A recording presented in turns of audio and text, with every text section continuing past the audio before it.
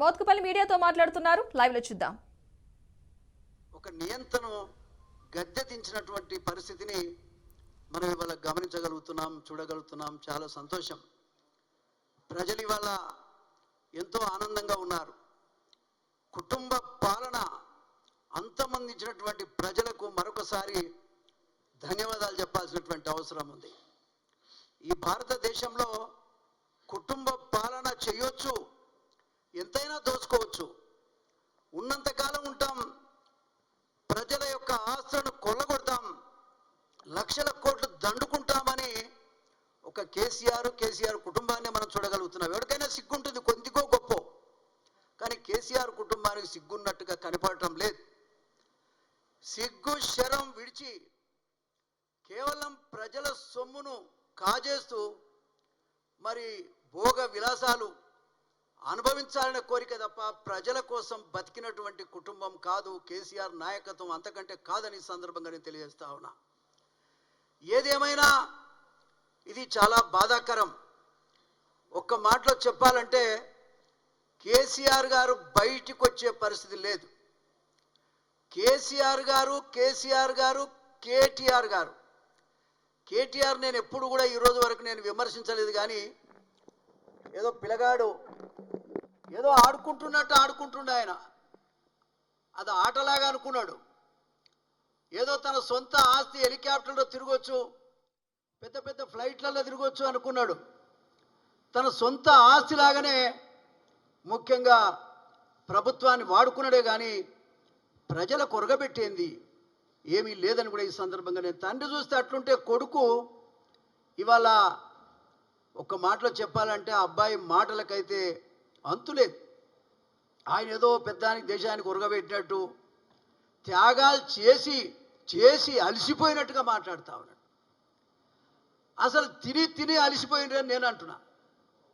మంది సొమ్ము తిని అలసిపోయారు. 1200 మంది బిడ్డలు చనిపోతే వాళ్ళ రక్తం తాగి ఇవాళ లక్షల కోట్లు సంపాదించుకున్నారు, దండుకున్నారని కూడా ఈ సందర్భంగా నేను తెలియజేస్తా ఉన్నా. దీన్ని మరొకసారి నేను ఖండిస్తా ఉన్నా. అధికారం పోతే సిగ్గుపడాల్సింది పోయి, తల దించుకోవాల్సింది పోయి, ఇంట్లో నుంచి బయటికి రాకుండా తప్పులు ఏం చేశారో ప్రజానికానికి చెప్పి మరి ముక్కు నాలకు రాసి మాట్లాడవలసిన అవసరం తప్ప ఓడిపోయిన తెల్లారి నుంచే మరి బయటకు వచ్చి ఇష్టం వచ్చినట్టు మాట్లాడటం అనేటువంటిది మరి వాళ్ళ అహంకారానికి నిదర్శనం.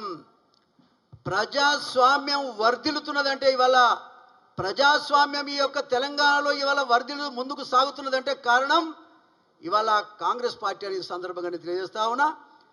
ఆయన మాట్లాడే మాటలు, కేసీఆర్ యొక్క నియంత పాలన, నిజంగా చెప్పాలంటే ప్రజలు ఆనాడుకు నిజాంకు వ్యతిరేకంగా పోరాటం చేసి ఏ విధంగానైతే నిజాం పరిపాలన విముక్తి పొందారో ఇవాళ తెలంగాణ ప్రజలు కేసీఆర్ నియంతృత్వం నుంచి మరి విముక్తి పొందినటువంటి పరిస్థితి కనబడతా ఉంది. అంతేకాదు ఇవాళ స్వేచ్ఛ వాయువులు ఇవాళ ప్రజలు పీల్చుకుంటున్నారని కూడా ఈ సందర్భంగా నేను తెలియజేస్తా ఉన్నా.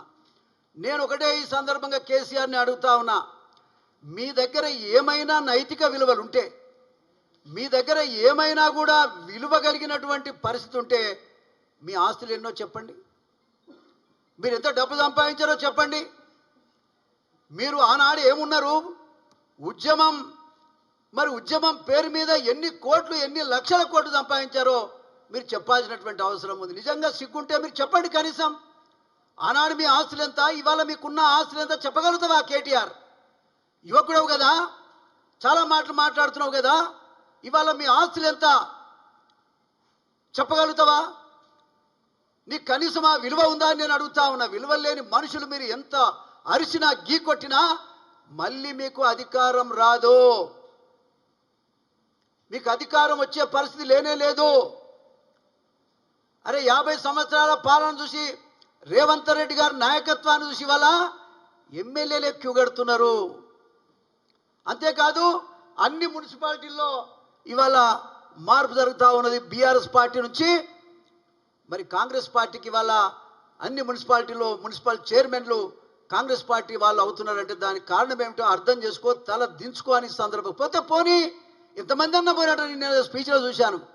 ఎంతమంది కాదయా, అందరు పోతారు, నీ దగ్గర ఎవడు ఉండడు. నీ ఎమ్మెల్యేలు కూడా ఎవరు ఉండటానికి సిద్ధంగా లేరు. డబ్బుల కోసం బతికేవాళ్ళు.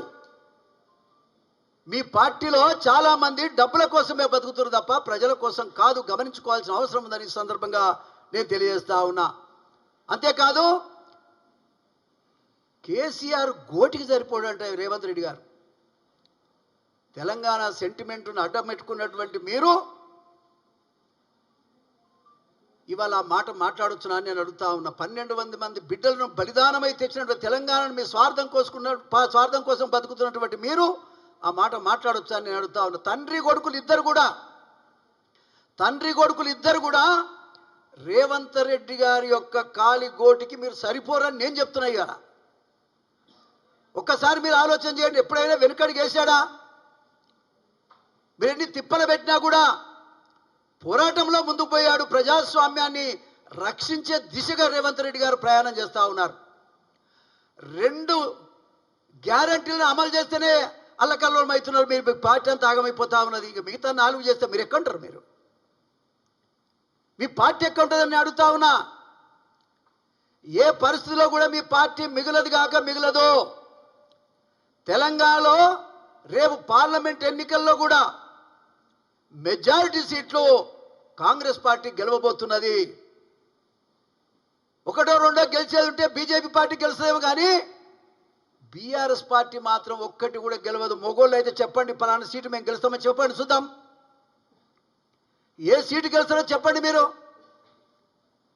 అంతేకాదు, ఇవి ఊకదంపుడు ఉపన్యాసాలతోని పార్టీని బతికించుకోవాలనుకుంటుంది తప్ప మీ యొక్క త్యాగంతో కాదు, మీ పనితనంతో కాదని కూడా మరొకసారి సందర్భంగా నేను తెలియజేస్తూ, ఏది ఏమైనా ఇవాళ మీ ఆస్తుల మీద, మీరు చేసినటువంటి స్కామ్ల మీద ఎంక్వైరీ చేయాల్సిన అవసరం ఉంది. కేటీఆర్ గారు కేసీఆర్ని అడుగుతా ఉన్నా, మీరు కోరుతారా ఎంక్వైరీ చేయమని? నిజంగా నీకు చిత్తశుద్ధి ఉంటే ఎంక్వైరీకి మీరు ముందుకొస్తారా అని అడుగుతా ఉన్నా. మీకు దమ్ముందా అని నేను అడుగుతా ఉన్నా. నీతి లేని నాయకత్వం మీది. అసలు దళిత బంధని పెట్టి ఎమ్మెల్యేలే 50%, 10 లక్షలు అంటే 5 లక్షలు ఎమ్మెల్యే తిన్నారని ముఖ్యమంత్రి గారు చెప్పారు. ఓపెన్గా చెప్పిన అదే ఎమ్మెల్యేలకు టికెట్ ఇచ్చారంటే ఆ నాయకునికి ఏం చిత్తశుద్ధి ఉన్నది? ఆ ఎమ్మెల్యేలకు ఏం చిత్తశుద్ధి ఉన్నది? ఏ రకమైనటువంటి ఎమ్మెల్యేలు వాళ్ళు ఎందుకు వాళ్ళను బహిష్కరించలేకపోతున్నారని అడుగుతా ఉన్నా. ఎమ్మెల్యేలు లక్షల కోట్లు సంపాదించినటువంటి పరిస్థితి కనపడుతున్న, 100 కోట్లు సంపాదించిన పరిస్థితి కనపడతా ఉన్నది. వ్యాపారం కోసం నీ పార్టీ నడిచిందే తప్ప ప్రజల కోసం కాదు. మిస్టర్ కేసీఆర్, నియంతవు నువ్వు, దగకోరు నువ్వు. ప్రజల ఆస్తిపాస్తులను కొల్లగొట్టి, ప్రజా ధనాన్ని కొల్లగొట్టి బతుకుతున్నటువంటి మీరు మళ్ళీ మేము వస్తామని చెప్పడం సిగ్గుచేటని కూడా మరొకసారి సందర్భంగా నేను తెలియజేస్తా ఉన్నా.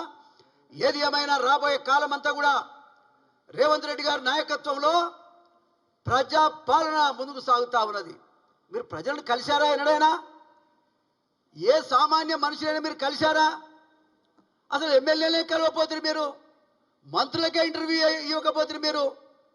ముఖ్యమంత్రి గారు అనేవాడు ఎప్పుడు కూడా ప్రజలను చూసినటువంటి సందర్భమే లేదు. ప్రజలను కలవనటువంటి దొంగ ఎవడన్నా ఈ భారతదేశంలో ఓట్లు దండుకొని ఇంట్లో పడినటువంటి నాయకుడు ఎవడన్నా ఉన్నాడంటే కేసీఆర్ అనే సందర్భంగా తెలియజేస్తా ఉన్నా. ఇది దుర్మార్గమైనటువంటి పరిపాలన అని కూడా ఈ సందర్భంగా చూడండి. ప్రజావాణి పేరు మీద ఏ విధంగా ఇవాళ ప్రజల ముందుకి ప్రభుత్వం పోతా ఉందో మీరు గమనించాలి. ముఖ్యమంత్రితో సహా ఎమ్మెల్యేలు కానీ మంత్రులు కానీ ఇవాళ ప్రజల్లో ఉండి ప్రజలను కలిసి ప్రజల సమస్యలు పరిష్కారం చేసే ప్రయత్నంలో ఉన్నారు. ఇది గమనించాలని సందర్భంగానే తెలియజేస్తూ, రాబోయే కాలమంతా తప్పకుండా ఈ 6 స్కీములు, అంతేవిధంగా దానితో పాటు అనుబంధంగా ఉన్నటువంటి చాలా స్కీములు అన్నీ కూడా అమలు చేయడానికి ఇవాళ ప్రభుత్వం సిద్ధంగా ఉన్నది. రేవంత్ రెడ్డి గారి నాయకత్వంలో పటిష్టంగా ముందుకు సాగుతా ఉన్నది.